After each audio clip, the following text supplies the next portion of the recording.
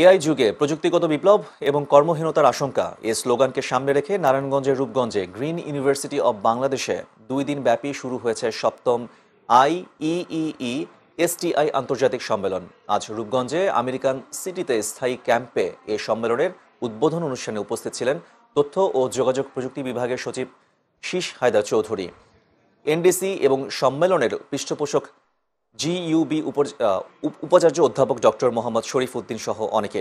এ সময় সম্মেলনের টেকসই উন্নয়নের পথে এগিয়ে যেতে সবুজ প্রযুক্তি ও সার্কুলার ইকোনমি বাস্তবায়নের উপর গুরুত্ব আরোপ করেন অতিথিরা।